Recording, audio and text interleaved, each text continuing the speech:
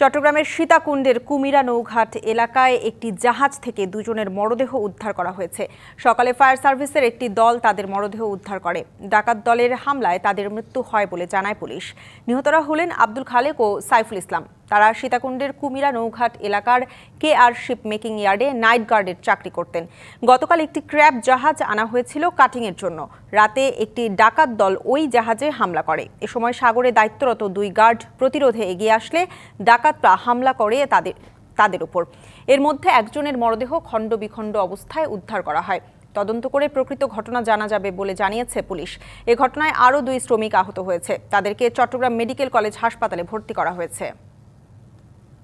24-এর গণঅভ্যুত্থানে সাভারের আশুলিয়ায় 6 মরদেহ পোড়ানো সহ 7 জনকে হত্যা মামলার তদন্ত কর্মকর্তা জানে আলমকে চতুর্থ দিনের মতো জেরা করছে আসামিপক্ষ। আন্তর্জাতিক অপরাধ ট্রাইব্যুনাল 2-এ চলছে এই বিচারিক কার্যক্রম। আলোচিত এ মামলায় সাভারের সাবেক সংসদ সদস্য সাইফুল ইসলাম সহ 16 জনকে আসামি করে চলছে মামলার বিচার কাজ। এদের মাঝে 8 আসামি গ্রেপ্তার থাকলেও সাইফুল সহ আরও 8 আসামি এখনও পলাতক। তদন্ত কর্মকর্তার জেরা শেষে মামলার যুক্তিতর্ক শুরু হবে। এদিন কঠোর নিরাপত্তায় গ্রেপ্তার আসামিদের ট্রাইব্যুনালে হাজির করা হয়েছে।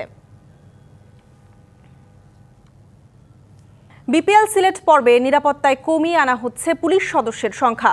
বুধবার থেকেই কার্যকর হচ্ছে এটি, জানিয়েছে মেট্রোপলিটন পুলিশ।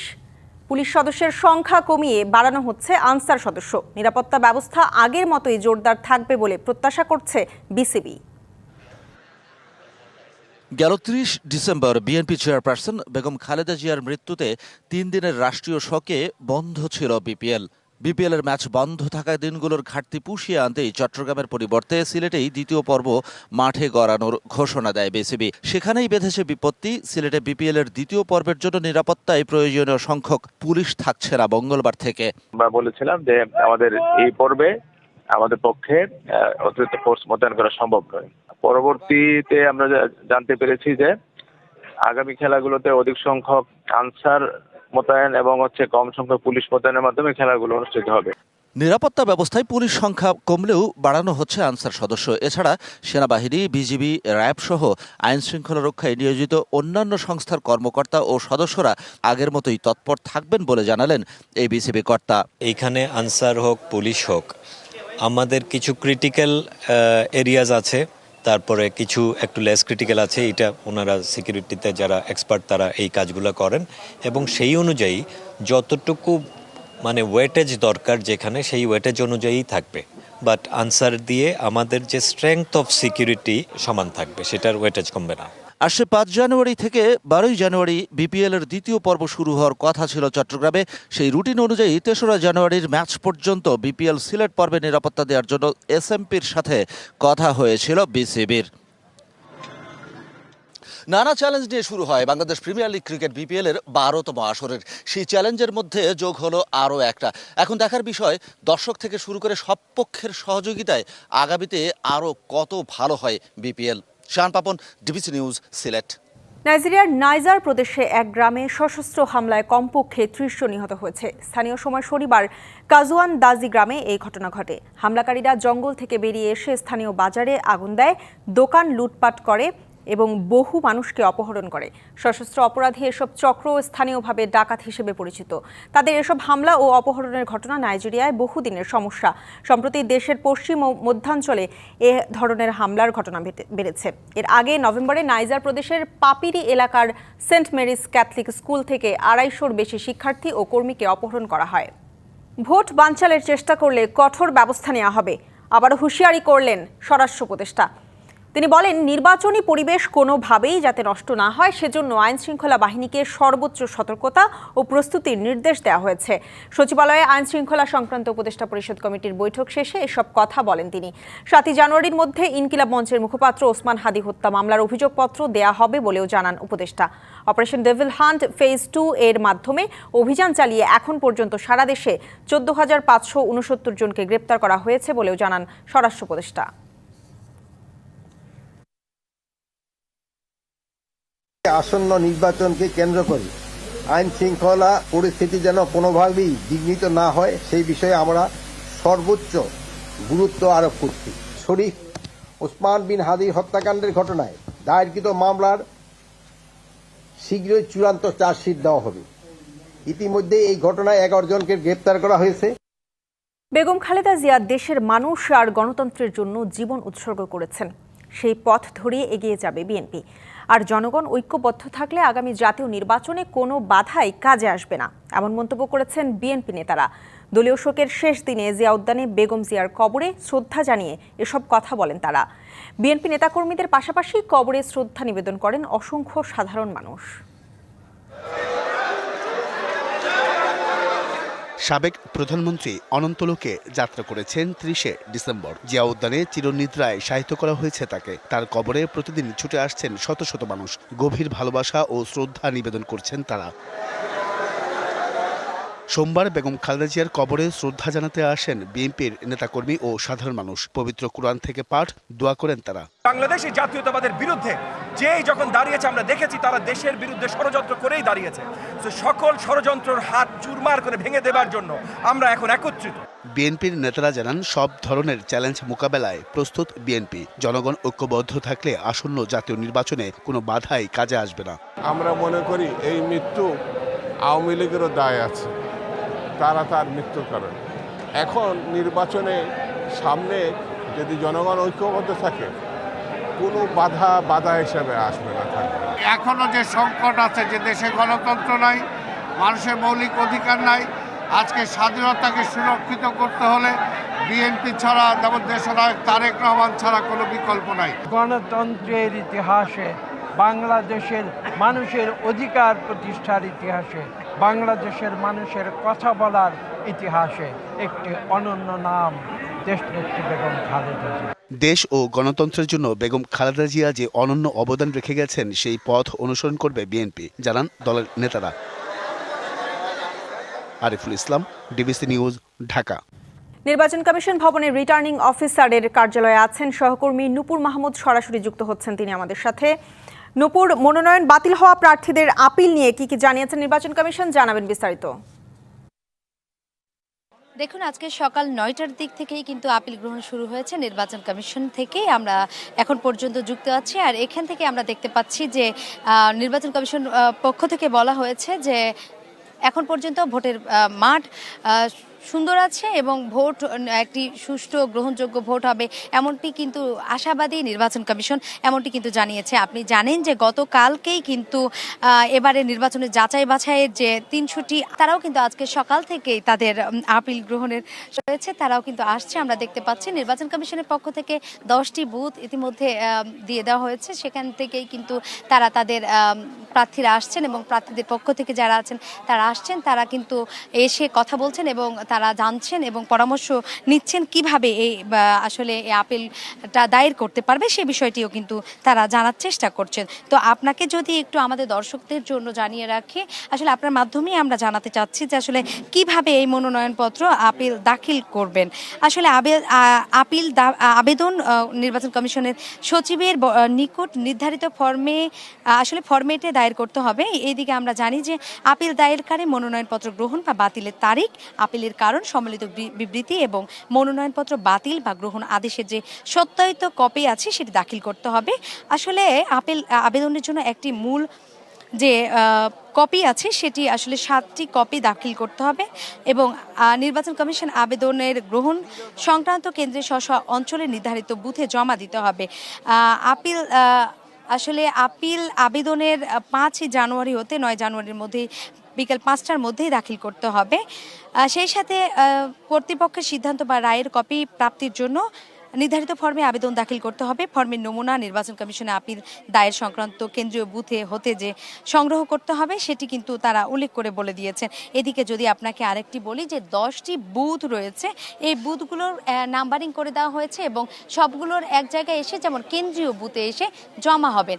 আসলে আমরা দেখতে পাচ্ছি যে 1 নম্বর বুথে এখন পর্যন্ত চট্টগ্রাম যে বুথ আছে সেটিতে দেখতে পাচ্ছি যে চট্টগ্রাম, কক্সবাজার, খাগড়াছড়ি, বান্দরবান ও রাঙ্গামাটি এবং রাজশাহী 2 নম্বর বুথ দিয়েছে। সেখানে দেখতে পাচ্ছি যে জয়পুরহাট, রংপুর, জয়পুরহাট, বগুড়া, চাঁপাইনবাবগঞ্জ, নওগাঁ, রাজশাহী, নাটোর, সিরাজগঞ্জ ও পাবনা দিয়েছে। আমরা যদি আরেকটু বিষয় বলি যে আমরা দেখতে পাচ্ছি এই মুহূর্তে আমরা কিন্তু দাঁড়িয়ে আছি কেন্দ্রীয় বুথের পাশে, অর্থাৎ কেন্দ্রীয় বুথ বলতে যে 10টি বুথ আছে এই 10টি বুথের হচ্ছে যে জায়গাটি এটিকে আমরা আসলে নির্বাচন কমিশন বলছে কেন্দ্রীয় বুথ। আর এখানে আমরা দেখতে পাচ্ছি এখন পর্যন্ত আপিল গ্রহণ করেছে বা আপিল জমা পড়েছে প্রায় 11টি। তো আসলে নির্বাচন কমিশন থেকে এই পর্যন্ত আমার কাছে এখন পর্যন্ত শেষ তথ্য ছিল। পরবর্তীতে আপনার সাথে যুক্ত হয়ে আবারও জানাতে পারবো আসলে শেষ পর্যন্ত কতগুলো আপিল দায়ের করা হচ্ছে। এখন ফিরে যাচ্ছে আপনার কাছে স্টুডিওতে। নূপুর, আপনাকে ধন্যবাদ। রাজধানীর গুলশানে বিএনপি চেয়ারপারসনের রাজনৈতিক কার্যালয়ে অফিস করছেন দলের ভারপ্রাপ্ত চেয়ারম্যান তারেক রহমান। সেখানে আছেন সহকর্মী আনোয়ার হোসেন, যুক্ত হচ্ছি তার সাথে। আনোয়ার, দলের ভারপ্রাপ্ত চেয়ারম্যান তারেক রহমান তিনি অফিস করছেন আজ, কি বলছেন নেতাকর্মীরা, সেখানকার পরিবেশ কেমন দেখছেন জানাবেন বিস্তারিত। ইশিতা, বিএনপির ভারপ্রাপ্ত চেয়ারম্যান তারেক রহমান বিগত কয়েকদিনের মতো কিন্তু তিনি নিয়মিতই এই গুলশান যে কার্যালয় অর্থাৎ চেয়ারপারসনের যে কার্যালয়টি রয়েছে সেখানে তিনি আসছেন, অর্থাৎ অফিস করছেন। তো এখানে যেটি হচ্ছে বিগত কয়েকদিনের মতো সেটি আজকেও সেটি অব্যাহত আছে। এখানে যে শোক বই আছে সেই শোক বইয়ে বিভিন্ন শ্রেণী পেশা, বিশেষ করে সামাজিক সাংস্কৃতিক রাজনৈতিক বিভিন্ন সংগঠনের প্রতিনিধিরা এখানে আসছেন, স্বাক্ষর করছেন শোক বই। একই সঙ্গে কোনো কোনো প্রতিনিধি আমরা দেখেছি যে তারেক রহমানের সঙ্গে সৌজন্য সাক্ষাৎ করতেও আসছেন। আমরা দেখেছি কিছুক্ষণ আগেই এখানে এসেছিলেন গণতান্ত্রিক যুক্ত ফ্রন্ট অর্থাৎ বাম ঘরানার যে দলগুলো আছে সেই দলগুলোর সমন্বয়ে যে গঠিত যে জোটটি, সেই জোটের নেতারা তারা এসেছিলেন সৌজন্য সাক্ষাৎ করতে।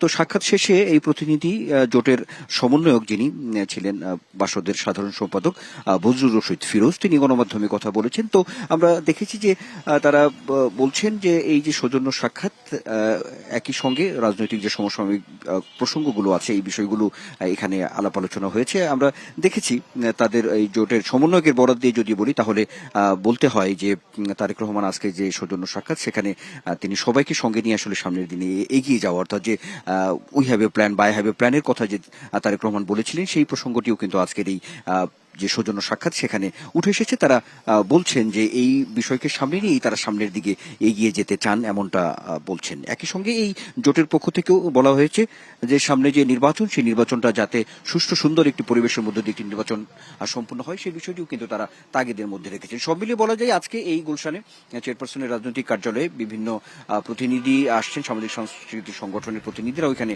আসছেন। হয়তো বিকেল নাগাদ হয়তো আরো অনেকে হয়তো আসবেন। আর একটি তথ্য আছে সেটি হচ্ছে যে স্থায়ী কমিটির একটি বৈঠক হওয়ার কথা রয়েছে আজকে। নিশ্চয়ই সেই বৈঠকটি হলে কোনো গুরুত্বপূর্ণ তথ্য বা কোনো সিদ্ধান্ত আসতে পারে। ইশিতা। আনোয়ার, ধন্যবাদ আপনাকে। জাতীয় সংসদ নির্বাচনকে কেন্দ্র করে 7 লাখ ভোটারের এলাকায় স্থানান্তরের রেকর্ড হয়েছে। দেশের ইতিহাসে নজিরবিহীন এই ঘটনা নিয়ে উঠছে নানা প্রশ্ন। ঘটনাকে অস্বাভাবিক ও রহস্যজনক মনে করছেন অনেকেই। অবশ্য একে স্বাভাবিক প্রক্রিয়া হিসেবে দেখছে জামাত। আর জামাতের প্রার্থীকে জেতাতে এটা কৌশল বলছে বিএনপি। বিশ্লেষকরাও বলছেন কিছু কিছু আসনে পছন্দের প্রার্থীকে জয়ী করতেই এমন পদক্ষেপ।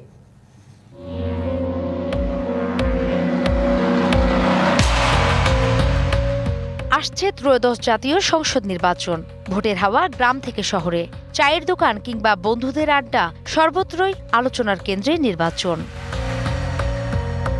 তবে নির্বাচন সামনে রেখে 54 বছরের ইতিহাসে এবার ভোটার এলাকা পরিবর্তনের রেকর্ড হয়েছে।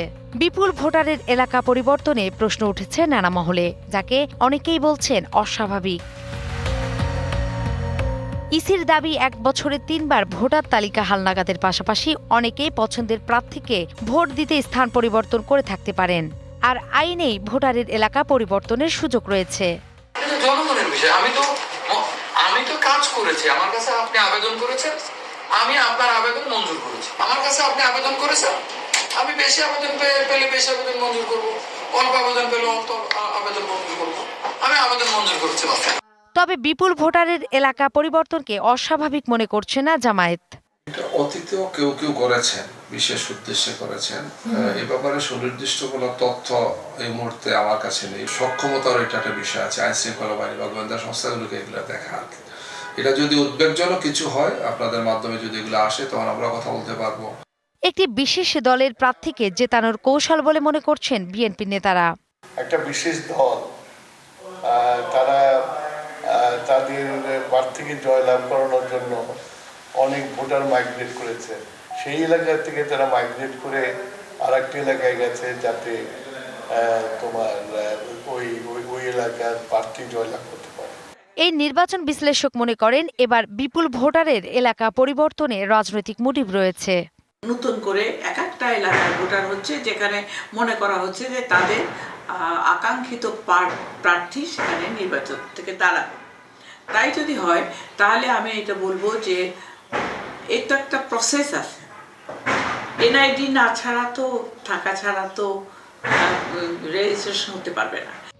ইসির তথ্য অনুযায়ী গেল বছরের ১ জানুয়ারি থেকে ১০ নভেম্বর পর্যন্ত ভোটার এলাকা পরিবর্তনের আবেদন করেন ৭,০১,৩৩৭ জন। অনুমোদন হয়েছে ৬,৬৬,৫৬৬ জনের আবেদন।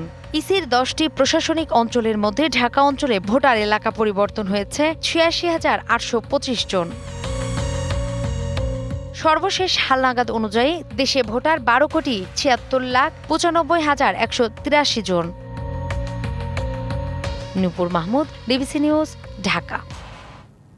অবাধ, সুষ্ঠু ও নিরপেক্ষ নির্বাচন আয়োজনে কমিশন এখনও আত্মবিশ্বাসী ও প্রতিজ্ঞাবদ্ধ বলে মন্তব্য করেছেন প্রধান নির্বাচন কমিশনার এএমএম নাসির উদ্দিন। জানান, এখন পর্যন্ত ভালো আছে নির্বাচনের পরিবেশ। সকালে রাজধানীর আগারগাঁওয়ে নির্বাচন ভবনে প্রার্থিতা ফিরে পেতে আপিল করার বুথ পরিদর্শন করে এসব কথা বলেন তিনি। ত্রয়োদশ জাতীয় সংসদ নির্বাচনের জন্য বাছাইয়ে মনোনয়ন বাতিল হওয়া প্রার্থীরা আজ থেকে ৯ জানুয়ারি পর্যন্ত আপিল করতে পারবেন। বাতিল প্রার্থী বা সংক্ষুব্ধ যে কেউ আপিল করতে পারবেন। যাচাই বাছাই করে সেই সিদ্ধান্ত নেওয়া হবে জানিয়েছেন ইসি সচিব। যখন নমিনেশন ফাইল করে অনেক লোক গিয়ে হাজির হয়, রিটার্নিং অফিসারের ওখানে অনেক একটু ভিড় হয়, কিন্তু it will all be over ইনশাল্লাহ। আমরা এখনো কনভিন্সড যে আমরা একদম একটা ফেয়ার অ্যান্ড ক্রেডিবল ইলেকশন ইনশাল্লাহ দিতে পারবো। চিন্তা করবেন না, সবার সহযোগিতা নিয়ে ইনশাল্লাহ। জুলাই আন্দোলনে নিহত অজ্ঞাত ৮ জনের পরিচয় শনাক্ত হয়েছে।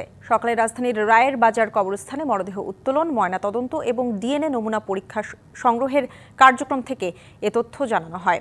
এ সময় মুক্তিযুদ্ধ মন্ত্রণালয়ের উপদেষ্টা ফারুকী আজম বলেন, মরদেহ আন্তর্জাতিক মানদণ্ড মেনে উত্তোলন করা হয়েছে। তিনি বলেন, এই শনাক্তকরণের ফলে তাদের পরিবার জানতে পেরেছে তাদের সাথে কি হয়েছে, তারা কোথায় আছে। এই প্রক্রিয়া অব্যাহত থাকবে। বাকি শহীদদেরও পরিচয় শনাক্ত করা হবে বলেও জানান ফারুকী আজম। এখন পর্যন্ত এই কার্যক্রমে ১১৪ জনের মরদেহ তোলা হয়েছে। ৯টি পরিবারের ডিএনএ নমুনা সংগ্রহ করে ৮ জনের পরিচয় শনাক্ত করা গেছে। ইউএনএইচআরসির সহায়তায় আন্তর্জাতিক ফরেনসিক বিশেষজ্ঞ ডক্টর লুইস ফন্ড ব্রিডারের নেতৃত্বে রায়ের বাজার কবরস্থানে অস্থায়ী মর্গ স্থাপন করে ৭ থেকে ২৭ ডিসেম্বর পর্যন্ত মরদেহ উত্তোলন ও ফরেনসিক কার্যক্রম সম্পন্ন হয়।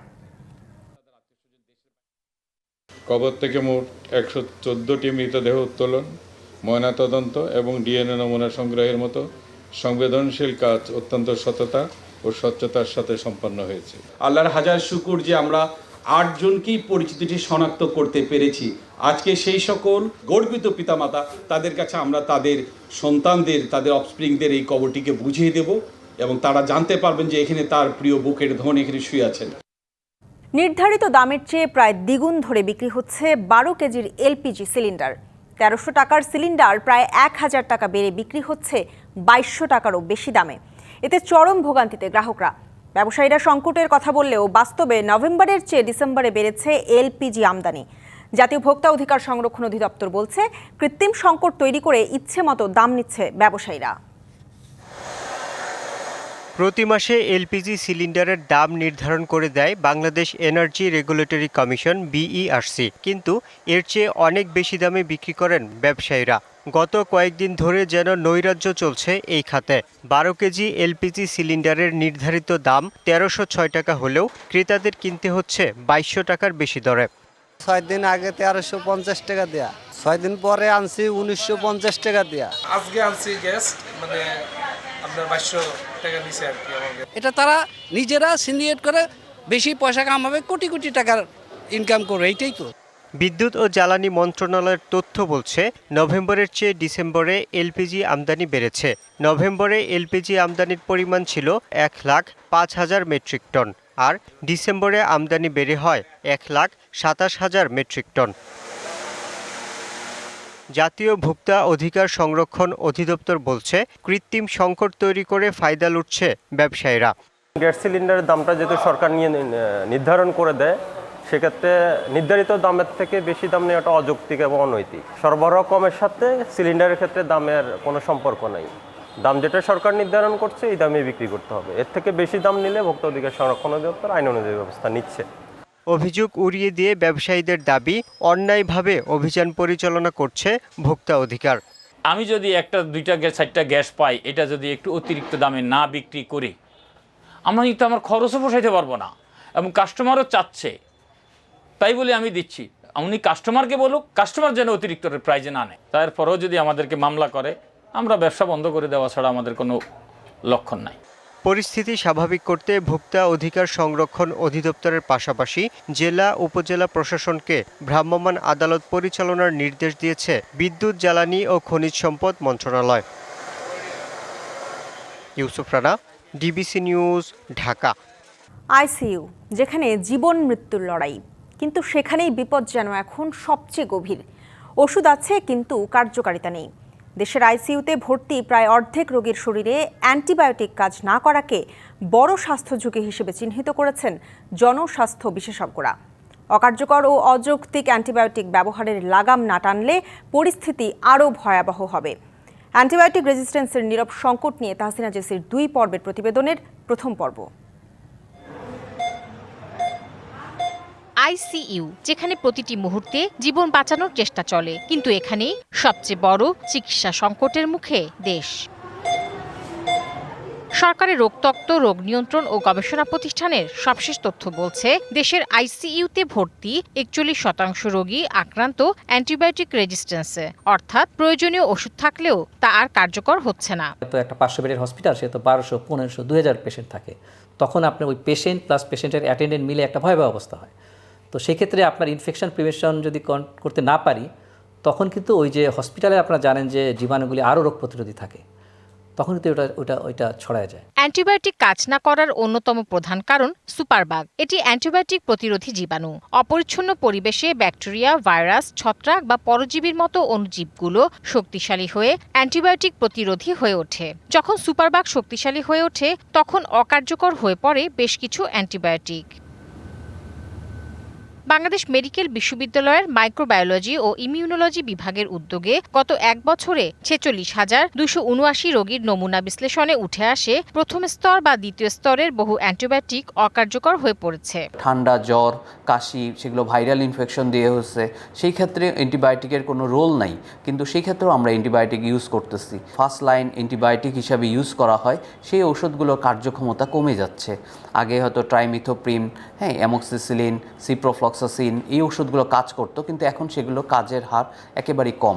আন্তর্জাতিক উদারাময় গবেষণা প্রতিষ্ঠানের এক গবেষণায় এনআইসিইউতে ভর্তি হওয়া নবজাতকদের 81% শরীরে কার্বাপেনাম প্রতিরোধী ক্লাবসিয়েলা নিউমোনি জীবাণুর উপস্থিতি পাওয়া গেছে। ইনফেকশনের একটা কারণ যে ফাঙ্গাল সুপারবাগ ইনফেকশন, ক্যান্ডিডা অরিস নামে একটা মানে ফাঙ্গাস দ্বারা হচ্ছে, এটাও কিন্তু একটা কারণ। এখানে কোনো প্রকার মানে অ্যান্টিবায়োটিকে কাজ করে না, এক্ষেত্রে অ্যান্টিফাঙ্গালি দিতে হবে।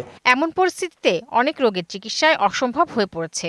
জনস্বাস্থ্য বিশেষজ্ঞরা মনে করেন, মাত্রাতিরিক্ত অ্যান্টিবায়োটিক ব্যবহারের পরামর্শের দায় চিকিৎসকরা এড়াতে পারেন না। বিভিন্ন প্রতিষ্ঠান ভিত্তিক গাইডলাইন লাগবে, বিশেষ করে যেগুলো বড় প্রতিষ্ঠান আছে। যদি জাতীয় গাইডলাইন বানাতে হয়, তাহলে এরকম বিভিন্ন প্রতিষ্ঠানের যে গাইডলাইনগুলো তৈরি হবে, সেগুলোকে একখানে করে নিয়ে একটা জাতীয় গাইডলাইন তৈরি করা যেতে পারে। সচেতনতার মাধ্যমে জীবাণুর বিরুদ্ধে প্রতিরোধ করতে না পারলে ভবিষ্যতে ভয়ঙ্কর পরিস্থিতি অপেক্ষা করছে বলেও মনে করেন এই বিশেষজ্ঞ। Tahsina Jesy, DBC news, Dhaka. পৌষের কনকনে শীতে কাঁপছে দেশ। রাজধানীতেও শীত কমার কোনো পূর্বাভাস নেই। দুপুর পর্যন্ত কুয়াশা থাকবে। আজ দেশের সর্বনিম্ন তাপমাত্রা রেকর্ড করা হয়েছে পাবনার ঈশ্বরদীতে 8.4 ডিগ্রি সেলসিয়াস। সকালে চুয়াডাঙ্গায় রেকর্ড করা হয়েছে সর্বনিম্ন 9.2 ডিগ্রি সেলসিয়াস। এ সময় বাতাসের আর্দ্রতা ছিল 97%। হিমেল বাতাস ও ঘন কুয়াশায় শীতের তীব্রতা বেড়েছে কয়েক গুণ। খুব প্রয়োজন ছাড়া মানুষ ঘর থেকে বের হচ্ছেন না। বৃষ্টির মতো কুয়াশা ঝরতে থাকায় জীবনযাত্রা অনেকটা স্থবির হয়ে পড়েছে। কয়েকদিনে তাপমাত্রা আরও কমতে পারে জানিয়েছে আবহাওয়া অফিস। পঞ্চগড়ে হিমেল হাওয়ায় বাড়ছে শীতের তীব্রতা। সর্বনিম্ন তাপমাত্রা 12.8 ডিগ্রি সেলসিয়াস রেকর্ড করা হয়েছে। সূর্যের উত্তাপ না থাকায় তীব্র শীত অনুভূত হচ্ছে। খড়কুটো জ্বালিয়ে শীত নিবারণের চেষ্টা করছেন নিম্ন আয়ের মানুষ। তীব্র শীতে আলু, মরিচ সহ ফসলের রোগ বালাই বেড়েছে। ঘন কুয়াশায় ক্ষতির মুখে বোরো ধানের বীজতলা। হাঁটা যায় না, বাতাস বৃষ্টির মতো পানি পড়তেছে। সকালে উঠতে খুব কষ্ট হচ্ছে, ঠান্ডা মধ্যে আগুন টাগুন ধরা থাকি, কাজ করতে খুব কষ্ট হচ্ছে। ঠান্ডার জন্য ঘর থেকে বাইরেতে পাচ্ছি না, আমরা কুয়াশার জন্য কোনো কিছু দেখতে পাচ্ছি না। ভেনেজুয়েলার প্রেসিডেন্ট নিকোলাস মাদুরোকে আজ তোলা হতে পারে যুক্তরাষ্ট্রের আদালতে। এদিকে দেশটির অন্তর্বর্তী প্রেসিডেন্ট দেলসি রদ্রিগেজকে ধমক দিয়ে মার্কিন প্রেসিডেন্ট ডোনাল্ড ট্রাম্প বলেছেন, কথা না শুনলে তাকেও মাদুরোর ভাগ্য বরণ করতে হবে। এদিকে মাদুরোর ছেলে নিকোলাস গুয়েরা বলেন, মার্কিন অভিযানের প্রতিবাদে রাজপথে নামবেন তিনি। অন্যদিকে ভেনেজুয়েলায় আগ্রাসনের বিরুদ্ধে খোদ যুক্তরাষ্ট্রসহ দেশে দেশে বিক্ষোভ হয়েছে। প্রেসিডেন্ট নিকোলাস মাদুরো সিলিয়া ফ্লোরেসকে সামরিক অভিযানে তুলে নিয়ে যাওয়ার পরও ভেনেজুয়েলার ওপর ক্ষোভ দমেনি যুক্তরাষ্ট্রের প্রেসিডেন্ট ডোনাল্ড ট্রাম্পের। এবার তিনি ধমক দিয়েছেন দেশটির অন্তর্বর্তী প্রেসিডেন্ট দেলসি রদ্রিগেজকে। বলেছেন, কথা না শুনলে মাদুরোর পরিণতি ভোগ করতে হবে তাকে। ডেলসির অপরাধ, তিনি যুক্তরাষ্ট্রের সামরিক অভিযানের বিরোধিতা করেছিলেন। তবে পুরো এ ঘটনায় প্রতিবাদ জানিয়েছেন মাদুরো পুত্র নিকোলাস মাদুরো গুয়েরা। জানান, তাদেরকে আবারও রাজপথে দেখা যাবে, তারা দুর্বলতা দেখাবে না। কারা বিশ্বাসঘাতক ছিল সেটা ইতিহাসই বলবে বলে মন্তব্য করেন মাদুরো পুত্র। মাদুরো পুত্র গুয়েরার বিরুদ্ধেও যুক্তরাষ্ট্রের আদালতে মাদক পাচারের অভিযোগ আনা হয়েছে। ভেনেজুয়েলার পার্লামেন্ট সদস্য তিনি। ৩৫ বছর বয়সী গুয়েরা নিকোলাসিতো বা রাজপুত্র নামেও পরিচিত বলে মামলায় উল্লেখ করা হয়েছে। এর আগে পুরো বিষয়টিকে তেলের জন্য রক্তপাত বলে আখ্যা দেন মার্কিন পার্লামেন্টের নিম্নকক্ষ প্রতিনিধি পরিষদের ডেমোক্র্যাট সদস্য জ্যাক অচিনক্লজ। জবাবে মার্কিন পররাষ্ট্রমন্ত্রী মার্কো রুবিও জানান, তেলের জন্য মাদুরোকে আটক করা হয়নি, তবে ভেনেজুয়েলার তেল উত্তোলনের জন্য পশ্চিমা দেশের অনেক কোম্পানি আগ্রহী বলে জানান রুবিও। এদিকে ভেনেজুয়েলা ইস্যুতে সব পক্ষকে শান্ত ও সংযত থাকার আহ্বান জানিয়েছে ইউরোপীয় ইউনিয়ন। ভেনেজুয়েলার অভ্যন্তরীণ বিষয়ে বাইরের কোনো দেশের নিয়ন্ত্রণ বা হস্তক্ষেপের চেষ্টার বিরুদ্ধে কঠোর সতর্কবার্তা দিয়েছে লাতিন আমেরিকার দেশ ব্রাজিল, চিলি, কলম্বিয়া, মেক্সিকো ও উরুগুয়ে। এদিকে ভেনেজুয়েলায় আগ্রাসনের প্রতিবাদে যুক্তরাষ্ট্র ও বিশ্বজুড়ে প্রতিবাদের ঝড় বয়ে যাচ্ছে। ওয়াশিংটন, নিউ ইয়র্ক, বোস্টন সহ প্যারিস, রোম, সান্তিয়াগো ও সিউলেও বিক্ষোভ হয়েছে। এ সময় বিক্ষোভকারীরা নো ব্লাড নো ওয়েল লেখা প্ল্যাকার্ড হাতে নিয়ে ট্রাম্পকে অত্যাচারী বলে অভিহিত করে। ভেনেজুয়েলায় মার্কিন সেনাবাহিনীর অভিযানে কিউবার ৩২ নাগরিক নিহত হয়েছে বলে জানিয়েছে দেশটির সরকার। এজন্য কিউবায় দুদিনের শোক ঘোষণা করা হয়েছে। আব্দুল্লাহ আল মারুফ, ডিবিসি নিউজ ডেস্ক। ডিবিসি সংবাদ এই ছিল এখনকার মতো। ডিবিসি নিউজের সংবাদগুলো পড়তে ভিজিট করুন dbcnews.tv আর ভিজিট করুন ডিবিসির ফেসবুক পেজ এবং ইউটিউব চ্যানেল। ডিবিসির সঙ্গেই থাকুন।